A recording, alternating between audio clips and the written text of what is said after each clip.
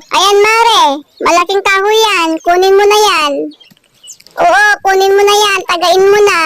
Sige, isa. Dalawa. Tatlo. Lakasan mo mare. Sige, sige. Ikot mo. Ikot mo. Ikot-ikot mo. Din. Hilain mo hilain mo mare. Lakasan mo para kang hindi naman kumakain mare. Sige, hilain mo pa. Sige, taga.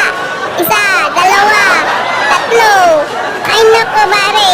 Parang hindi kumakain. Nako, dyan ka na nga. 1, 2, 3, come on!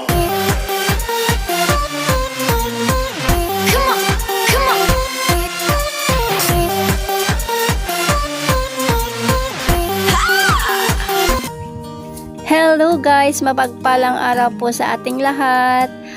And to this vlog tayo ay mangangakoy kasi naubusan kami ngayon ng panggatong. So tara, let's go guys. Samahan nyo ako. Diyan lang po sa taas. Sanay na po akong sa ganitong buhay guys kasi ito po yung kinalakihan ko. At dito lang po sa taas ng bahay namin tayo mangunguha ng kahoy.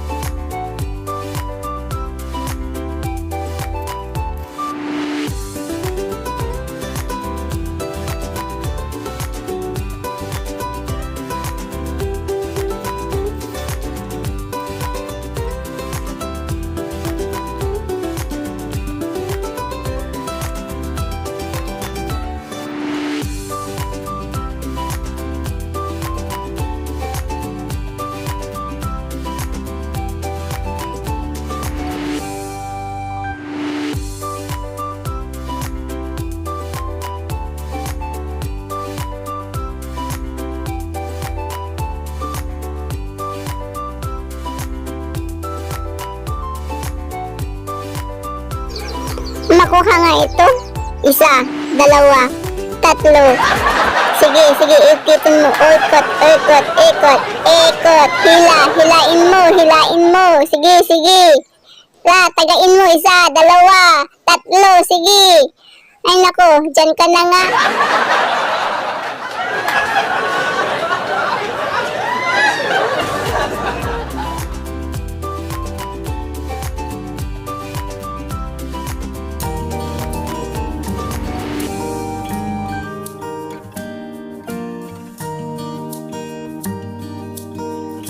So ito na nga guys, nakaipon na ako ng kahoy at naghahanap na lang ako ng pantali para makauwi na guys.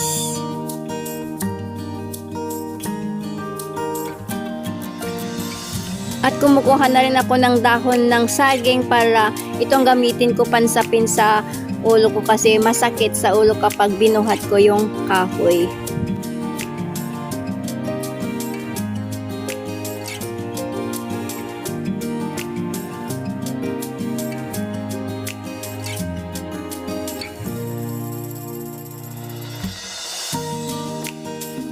So, ito na nga guys. Nakakuha na ako ng konting kahoy panggatong namin. Yan. Ganito ang buhay probinsya.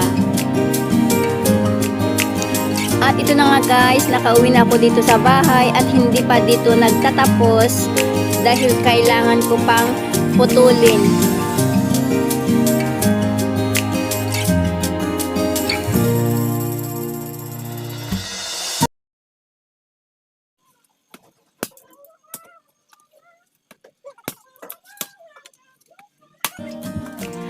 Meron naman po kaming tangki at saka kalan na paggamit sa pagluto, pero mas gusto ko pong gumamit ng panggatong.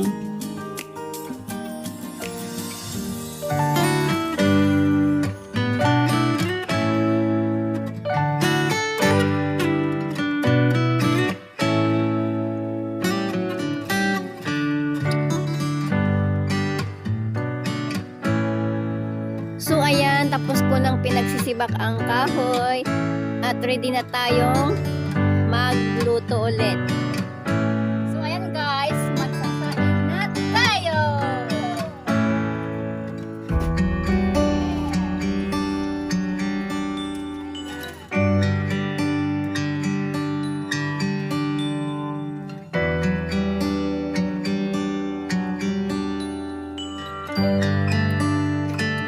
So ganito po guys, nilagyan ko ng apo para hindi mahirap gasan.